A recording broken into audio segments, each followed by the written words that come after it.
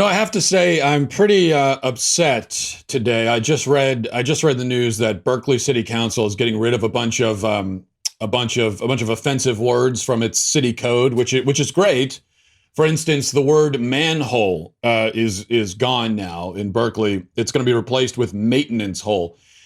And I mean, thank God, right? Because I can't tell you, as a father of a daughter, I can't tell you how many times my daughter has broken down in tears because she's being excluded from the language we use to describe sewers. It's very traumatizing for her. So they're solving that, but it's not all good, you see, because Berkeley has also gotten rid of any mention of men and women from the code, instead replacing it with the word people. But wait a second, people? People? Language like that is highly, highly offensive to furries like Beto. How do you think it makes them feel? Can you imagine how excluded you would feel if you identified as, say, a 6 foot tall chicken, and now everyone's going around using a word like people? I think individual or entity, I think is probably even more. You want to be as ambiguous as entity, right? Would be the more progressive choice. So it's Berkeley they're getting there. They're on the right path, but they have not progressed nearly enough for my taste anyway. So I just wanted to mention that to begin with. Okay, much to discuss today, and actually we're going to actually revisit the discussion of furries a little bit later, because there's going to be a big hit movie coming out, a musical all about furries, and so which is another sign of our decaying culture. So I wanted to, well, we'll talk about that later though. But first, I think we can all agree, we should be able to all agree that we could all use more sleep, right? Especially those of us who are parents. As a parent, your sleep time, however little there might be, is very precious, and you want to make the most of it. You want to pack in as much sleeping as you can in those 2.5 to 3 hours that you get. And that's where Boll and Branch comes in. Getting a great night's sleep has never been easier thanks to the world's softest sheets, brought to you by Boll and Branch. Everything Boll and Branch makes, from bedding to blankets, is made from pure 100% organic cotton, which means they start out super soft and they get even softer over time. Everyone who tries Boll and Branch just loves them. That's why they have over 1,000 5-star reviews. You can go check it out for yourself. Their sheets are even loved by 3 U.S. presidents. They want you to love your purchase too. So they offer a no-risk 30-day trial and free shipping, which means if you don't like them, you can send them back, but you're not going to not like them, okay, because there's no better option out there. You're going to love them. Once you sleep on their sheets, you're not going to want to sleep on anything else. So to get you started, right now, my listeners, get $50 off your first set of sheets at bollandbranch.com, promo code Matt. Go to bollandbranch.com today for $50 off your first set of sheets. That's BOLL and branch.com, promo code Matt. Bollandbranch.com, promo code Matt. All right, so let me begin here. Not going to spend much time on this, which is what I always say before I ramble about something for 57 minutes. I'll try to have better follow through this time, though. We've talked this week quite a bit about Trump and Trump-related issues, and I have criticized Trump, God forbid. That's something that I do on occasion, maybe you've noticed. But as always, when those occasions arise, people get upset. It has, I guess, been decided by people other than myself that my job is to obsequiously justify and defend everything Trump does or says. That's my job, according to them. Now, personally, I would rather be dead than sacrifice my intellectual integrity for the sake of a politician. If I'm going to sacrifice my intellectual integrity for anything, it's not going to be for a politician. I would choose death over that. I really would. I can't. Who would want to live like that? So that's just a difference of opinion, though. I suppose me with other people. The point is, I've gotten a lot of feedback, shall we say, this week. And a lot of people asking, saying, so are you a Trump supporter or not? What are you, one of those dastardly never Trumpers? Is that what you are? What's up with all the criticism? And so on. It seems kind of late in the game to be having this conversation almost 3 years in, but I guess it still needs to be had, so that's fine. I want to just briefly, for those who have been asking, explain my strategy, or maybe my philosophy of Trump. Philosophy of Trump. That's what I'm going to explain. It's very simple. Okay, it goes like this. When it comes to Trump, I will criticize him when I think he's wrong, which he is wrong sometimes, and that's because he's not God. He's not a perfect being. He can be wrong. He's fallible. And so when he is, I say so. When he's right, when he does and says a good thing, in my opinion, I defend him. And he is right sometimes because he's not Hitler. He's not Satan. He can be right. And when he is, I say so. And that's it, really. That's the whole thing. That's the kit and caboodle. Super simple. Agree, I say so. Disagree, I say so. There you go. The end. That's all. It's not virtue signaling. It's not putting on a show. It's not trying to appeal to this or that group and this. No, it's just I say what I think. If I disagree, I say that's it. That's really it. Am I a never Trumper? No, I don't even know what that label means. That's the dumbest label. Never. He's in office, and maybe you've noticed he's president. So even if I wanted to be a never Trumper, I wouldn't know how to be one. What do you mean never? What exactly? He's there. He won. So what do you mean never? What am I never? If I was a never Trumper, what is it that I'm never doing? It's not like we have to go and vote for him again every single day that he's in office. So that's not an issue. On a day-to-day basis while he's in office, what would being a never Trumper entail? If the never means never support him, never agree with him under any circumstance, then that's just insane. And there are some people, some so-called conservatives, some maybe former conservatives, who have taken that approach and have decided basically to become liberals. I mean, really become liberal, and to accept liberal ideas and to support the Democratic Party because they hate Trump so much. I guess that's what a never Trumper is now. And that is just a ridiculous point of view, that this idea that you're going to now accept an entirely different philosophy and ideology just because you don't like one guy who subscribes to the other, ostensibly subscribes anyway, to the other philosophy. That doesn't make any sense. So I'm not that. But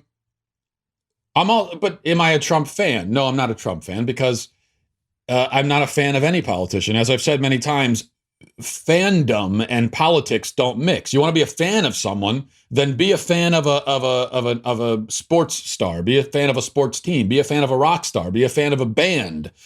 But pom-poms don't belong in politics. Leave your pom-poms at home when it's time to talk about politics. I don't think that we should ever be a fan of any politician, period.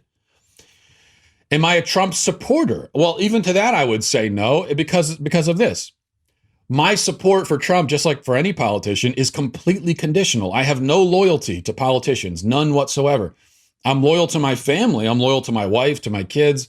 There are people to which I am loyal. There are situations where I think loyalty is important. But politics is not one of them. I am absolutely not loyal to any politician because they work for me and they work for you. Right? They work for us. That's how this is supposed to work. They're supposed to earn our support on a day-to-day basis. Continue earning it. The bank account is basically always empty because they earn it but they could lose it the next day.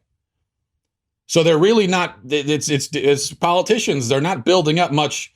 They're not accruing much wealth in that department. They have to keep earning it every single day. Because the thing is, we know about politicians is they can flip-flop. They can change.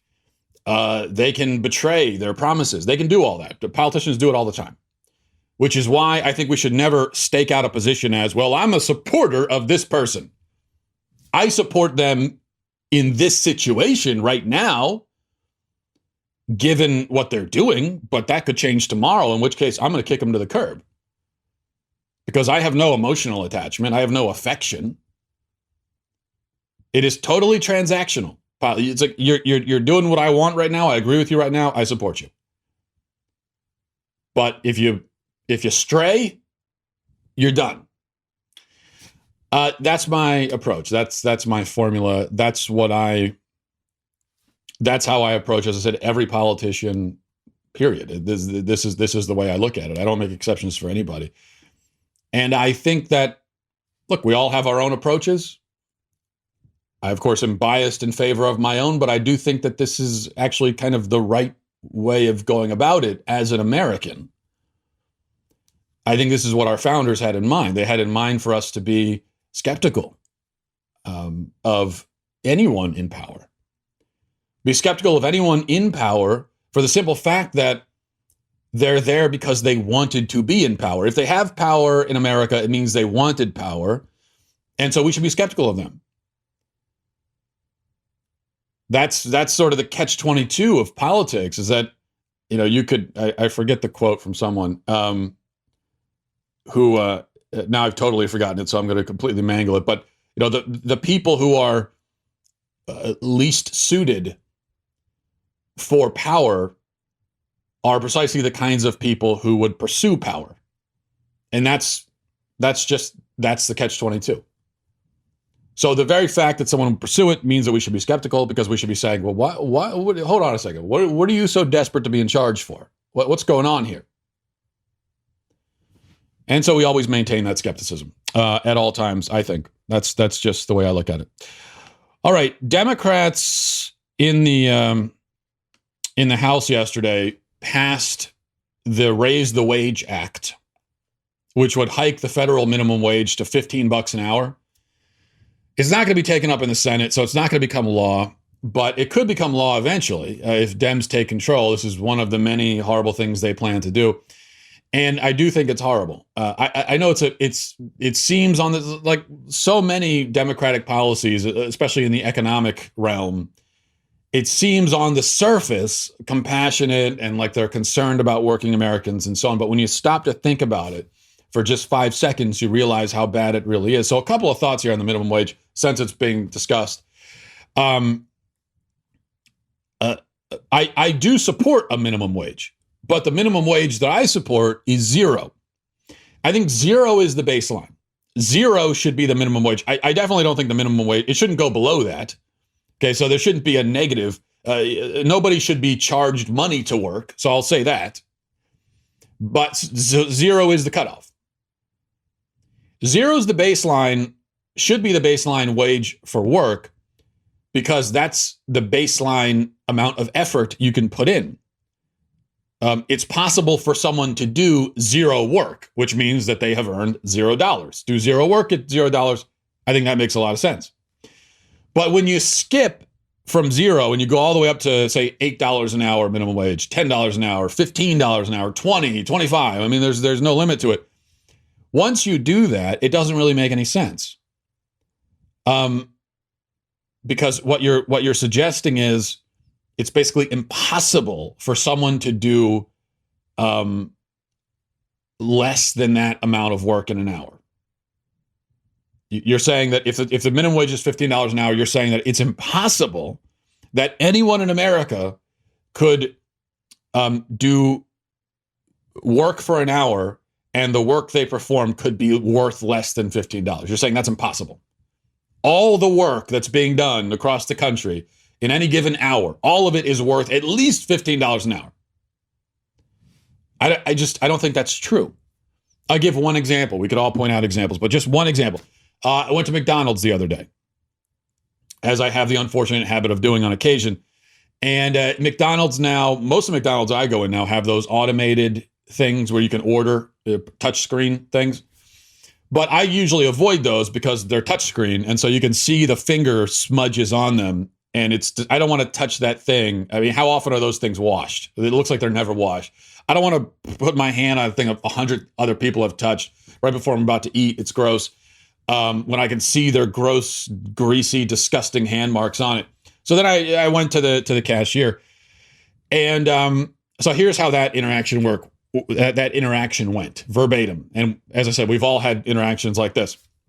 So I walk up, the cashier goes, "Can I help you?" Yes, I'll have the large number one, please. Thank you. That it? Yes. That's $6.57. Oh, actually, sorry. Can you change that to a medium?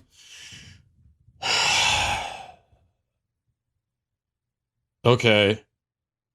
And that's how it went. Now, let me ask you, somebody like that, someone who that's all they do. That is the amount. They can't even be troubled to enunciate their words. Like, they can barely even put in the effort to speak. They're barely sentient. You're almost watching them melt in front of you into this just lump of matter. They're barely even there. Because of just how utterly disinterested they are, and not only disinterested, but ticked off that you're there. You know, the kind of person where you go into one of these places and they're so unpleasant and so miserable that they make you regret coming in. You are less likely to come back because of people like that. They make you feel guilty for being there, where you start to question yourself. You start saying, "Oh, geez, maybe I shouldn't." You start feeling bad, like maybe I should have just gone and hunted for deer or something for my lunch. I don't want to. I feel like I'm putting this person out or something.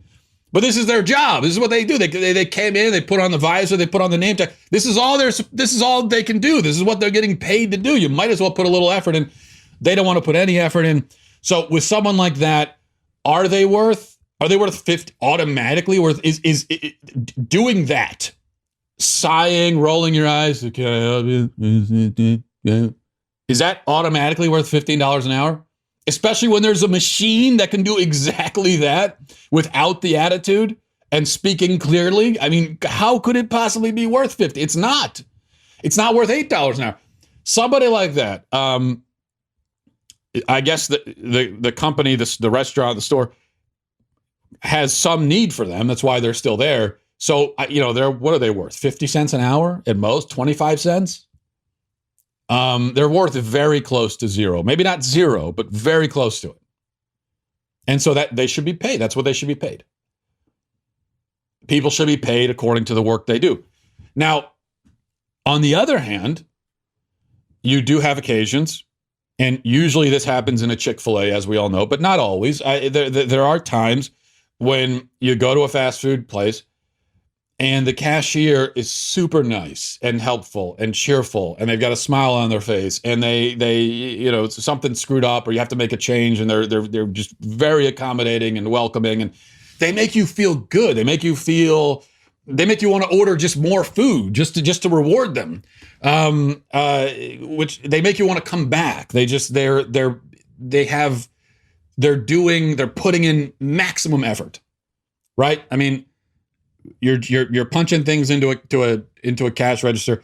The way that they make these things at fast food, it's like they're just pictures of the things that you don't even have to read. So someone like that, they know they could be putting in almost no effort. Instead, they put in all of the possible effort they can into this job, because they're saying to themselves, "Look, this is what I'm doing. It's not what I want to do with the rest of my life. I don't particularly enjoy it. I wouldn't do it for free, but since I'm doing it, since this is what I'm getting paid to do, I might as well do a good job." And so that's what they do. Now, someone like that, I think those are people who, they could be worth $30 an hour. They could be worth $50 an hour. If they're that good at their job and they make you as a customer want to come back, they're worth a lot of money to the company, because they're making money for the company. So I think you get rid of the minimum wage, and here's what the situation should be behind any fast food counter. It should be a situation where there are people working back there who are making $35 an hour, and there are people who are making 35 cents an hour. That's how wide the gap should be between wages, because that's how wide the gap in effort is. And the wages should reflect that. So this isn't just about punishing the fast food employees or the minimum wage employees who put in no effort. It's not just about and not even punishing. It's not about simply encouraging them to do better, although that is part of it. But it's also about rewarding those who are worth a lot more than $8 an hour, or $15 an hour, or $20 an hour. When you have a minimum wage, what ends up happening is, because the company, the restaurant, they've got these employees who are worth almost nothing. They have to pay them, though, $8, $10, $50 an hour, which means they've got to take that potential income away from the employees who could be worth more. You get rid of the minimum wage, and now, yeah, there are going to be people who lose out and deserve to lose out because they're just lumps of matter sitting there. But then those who are worth more, now you've freed up that capital, and they can be paid what they're worth. So I think it's then if you work at a Burger King or something, and there's no minimum wage, and you find that all of a sudden you're getting paid $2 an hour because you're just a miserable employee who puts in no effort and makes everyone around you feel terrible just for being there. Well, then you could look at your coworkers who are making so much more, and you could say, "Oh, I want it. That's what I want." Well, it's very simple to get there. All you have to do is put in the effort. All right. What else did we have here? This is an incredible story I wanted to mention from NBCLosAngeles.com. Let me just read a little bit of this. It says small business owners in San Diego County are sounding an alarm over thousands of dollars in losses to shoplifters. The problem is that these shoplifters don't appear to be facing any consequences. A 7-Eleven franchise owner told NBC7 that every single day shoplifters come in and take what they want if they can keep it under a certain amount. The owner hopes the city will step in to do something.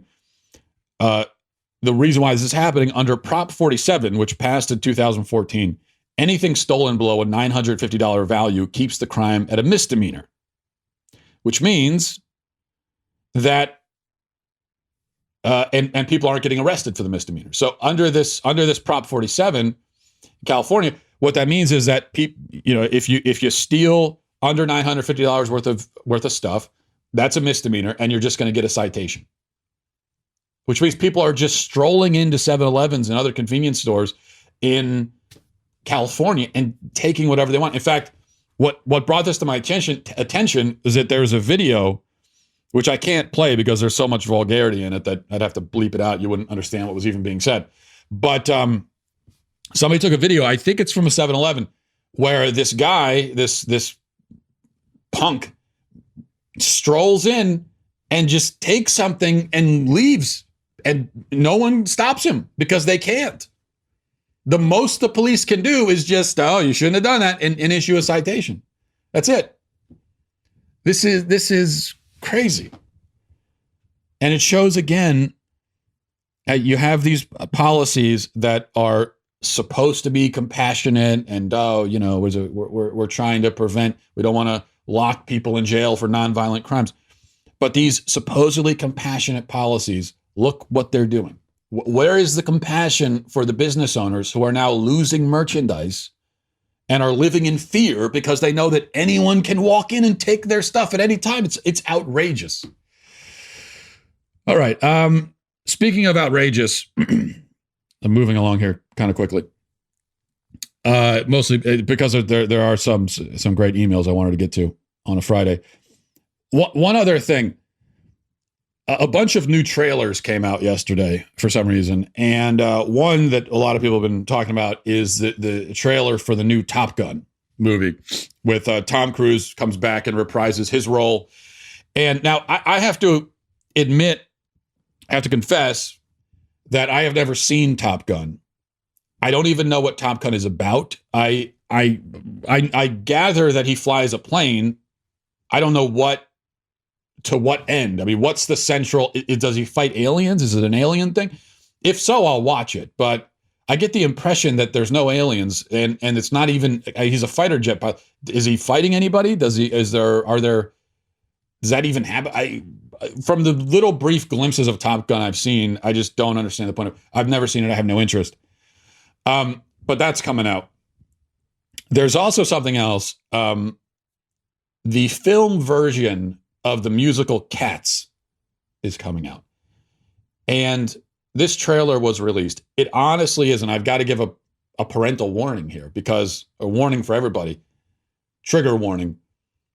This looks like the most disturbing, terrifying film, unintentionally, but potentially the most disturbing and terrifying film that has ever been made. I thought that The Exorcist was the scariest movie of all time until I saw this trailer. Watch this.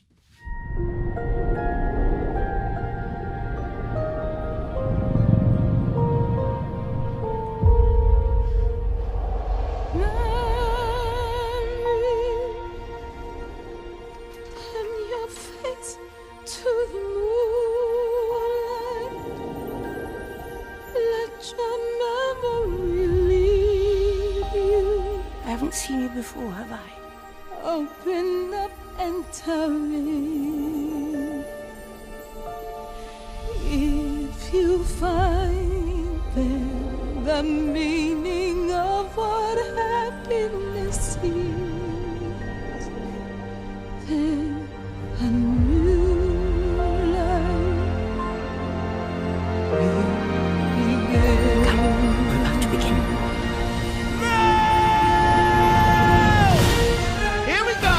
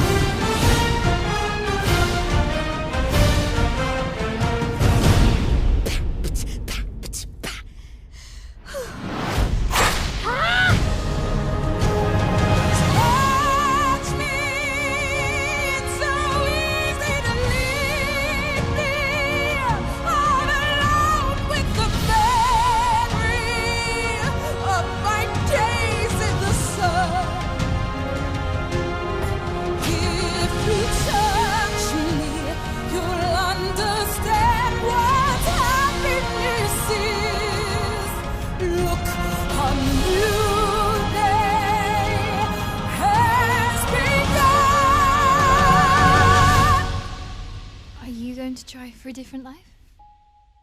A new day has begun.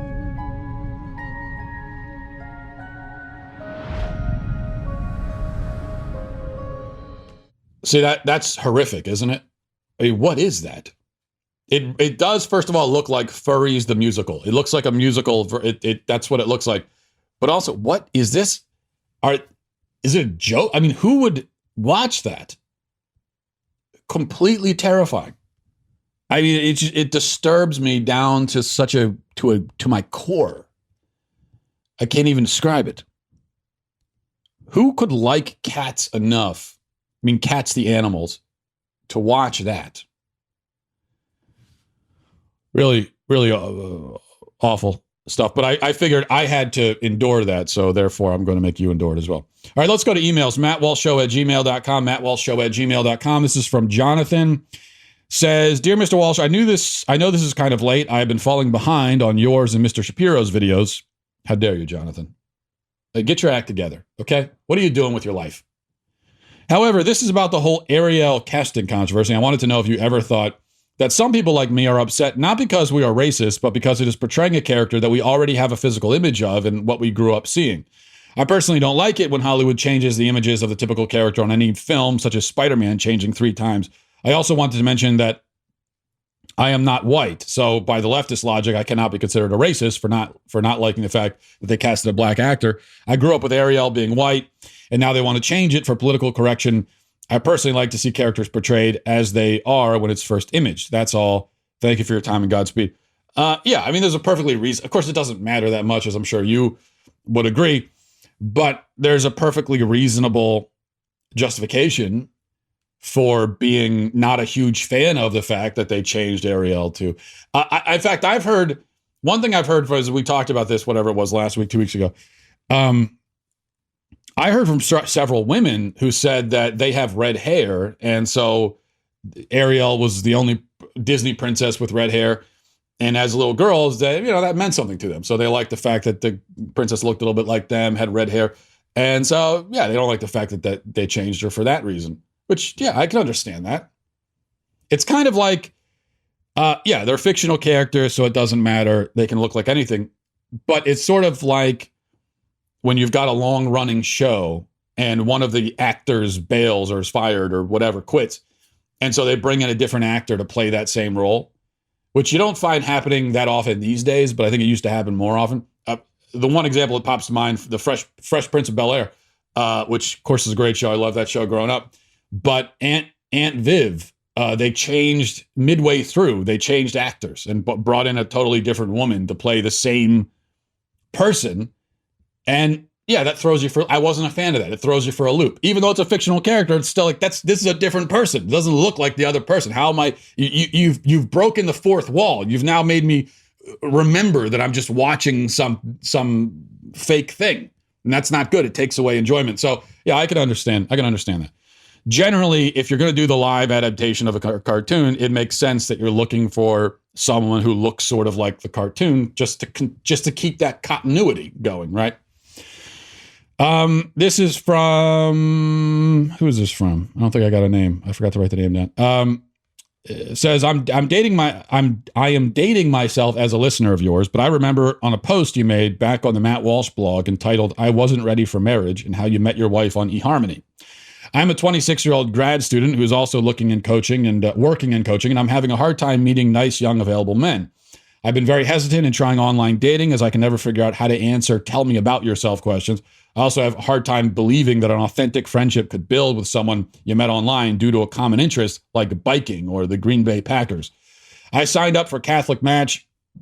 Now I have an inbox full of messages from guys in my area that are all basically asking me, "Hey, it's cool that you like blank. Tell me more about yourself." And I'm feeling pretty hopeless. How were you able to find someone you really clicked with and eventually married on a dating site? How can online dating not be basically self-marketing? Also, maybe could you ask Ben to make a Daily Wire dating site for its listeners?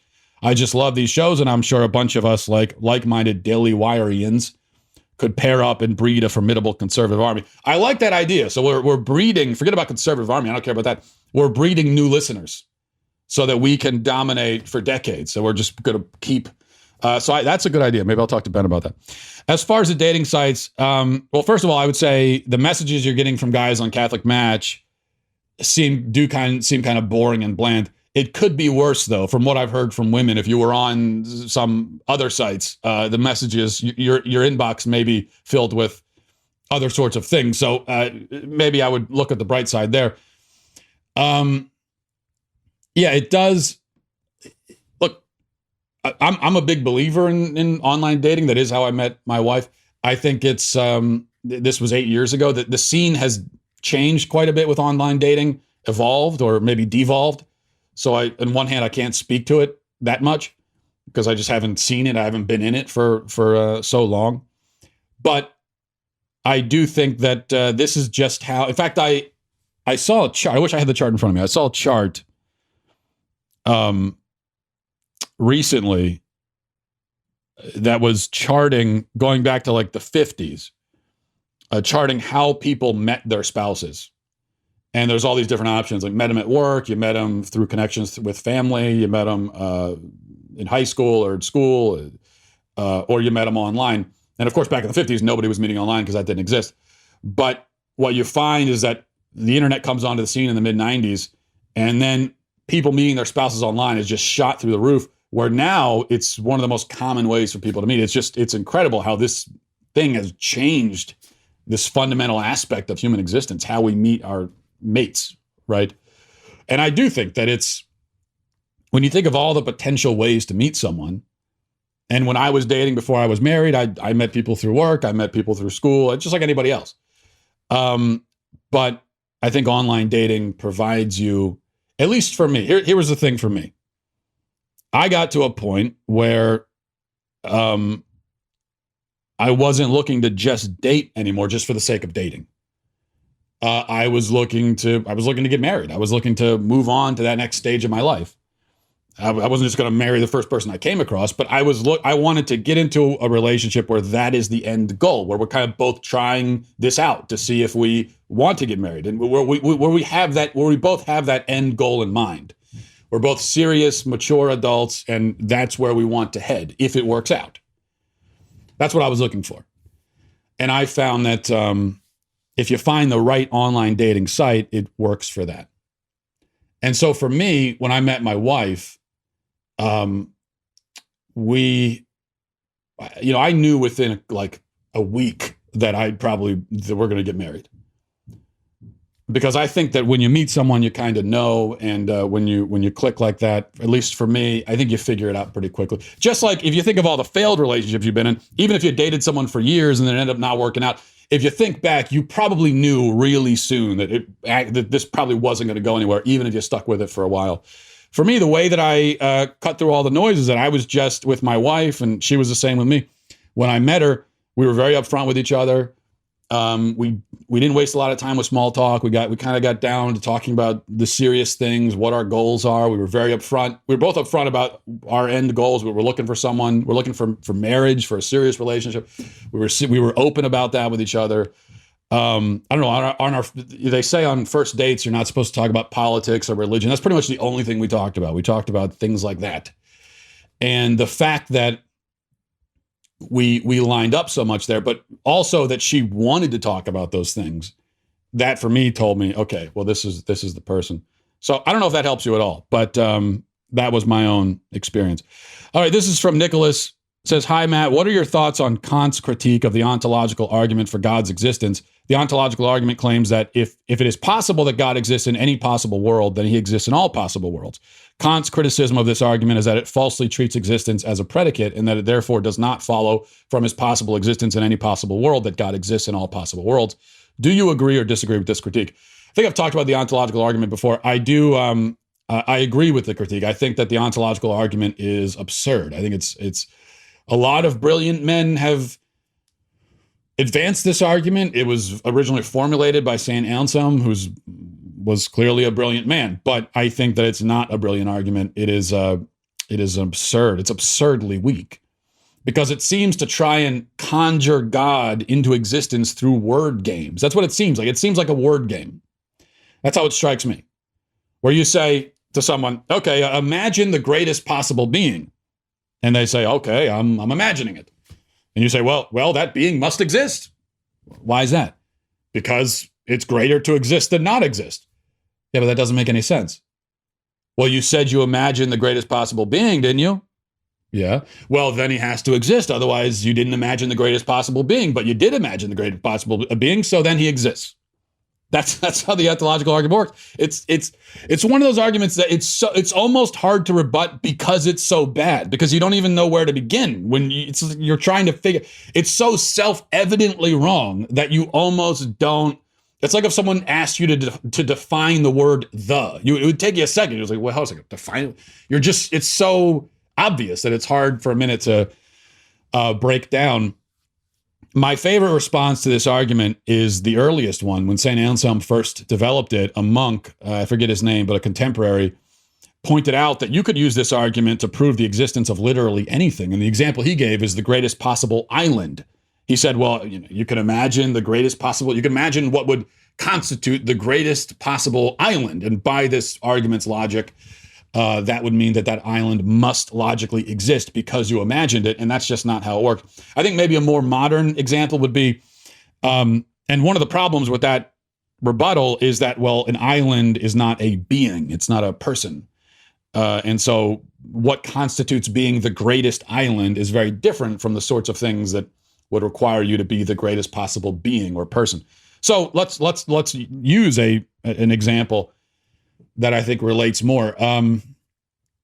Imagine the greatest possible basketball player. Greatest possible basketball player. We can all he's 9 feet tall. He can jump across the entire court. He can hit any shot from any distance. He's faster than the speed of light. I mean, he's basically Superman, except for the 9 feet tall bit. That's the greatest possible basketball player. Well, by the ontological argument, if you have imagined that basketball player, he must exist because it is greater to exist than not exist. And therefore, if he's the greatest possible basketball player, then he has to exist. But so it doesn't make any sense. That basketball player doesn't exist. He's imaginary. So you might say, so if now, as you mentioned, this argument treats existence as an attribute, as a personality or a characteristic almost, where you say, well, the greatest possible being has to be all loving, all knowing, all powerful, and he also has to have the trait of existence. Well, that's not really what existence is. Existence is not a trait. It's not a quality. Existence just is. Existence is to be. That's what existence is. So to say that greatness, to say that existence is a quality that falls under the umbrella of greatness, that to me doesn't make any logical sense. And besides, who says that it's greater to exist than not exist? I don't know. I mean, maybe it's greater not to exist. I don't know. Superman is pretty powerful because he doesn't exist. He can be whatever you want him to be. So it doesn't make any sense. Now, maybe, so if you're saying that existence is a necessary contingent for something being the greatest possible being, then maybe that simply just means it's not possible to imagine the greatest possible being. That's all that means. That's all you've really proven, is that you can't actually imagine the greatest possible being. And in fact, that's true of God. We can't, when you say imagine the greatest possible being, you can't really imagine God. You don't really know what that means. We can say God's all powerful, God's all knowing, but we can't really comprehend that or imagine it or understand what it means. So there's a problem there too. The only thing I will say about the ontological argument in its favor, I suppose, sort of, is that it is an argument that tries to establish the logical necessity of God. And in theory, I understand the attraction to that kind of argument. So I think that that's a good sort of argument to make, a logical necessity argument. I just think that this is the wrong one. This doesn't do it. But the attraction to a logical necessity argument is that it's much stronger. If you can successfully make an argument that God is logically necessary, then you have proven he exists because he is logically necessary. As opposed to most of the arguments for God that you hear, especially from most apologists out there, like William Lane Craig or any of those guys, if you watch one of their debates, they're not making arguments from logical necessity. They're making evidentiary arguments. They're making arguments. They're saying, okay, well, here's all the evidence. And I think that leads to the conclusion that God exists. But it's because it's not logically necessary by those arguments, you are allowing the possibility that maybe he doesn't. So what you're really saying is when you point to the fine-tuning argument or the argument from first cause or any other argument, what you're saying is, based on these facts, it is more likely than not that God exists, or it is most plausible that God exists, which I think is still a good argument. But I think the reason some people are uncomfortable with it is that it's, well, more likely than not still leaves the not. Because you can't really point to fine-tuning and say, I have proven based on this 100% God exists. Because you haven't. Someone could come up with 1,000 different potential scenarios. They may not be plausible scenarios. They may not be true. They may not be likely, but you could come up with scenarios to explain the fine-tuning that don't involve God. And so I think with the logical necessity argument, you're trying to cut all that out and say, forget about that. Let me make this logical. So logical necessity is like, if I were to say that every square in the world has four sides, that is a statement of logical necessity. It's not evidentiary. It's just, by definition, every square must have four sides. Otherwise, it's not a square. And so I'm right. I have proven it. I've proven my point just by saying it. That's what the ontological argument is trying to do. I respect the effort. And I like the idea of making logical arguments for God's existence. I just don't, as I said, I don't think that does it. That's not it. That ain't it, Chief, as the kids would say. All right, we will leave it there. Have a great weekend, everybody. Godspeed.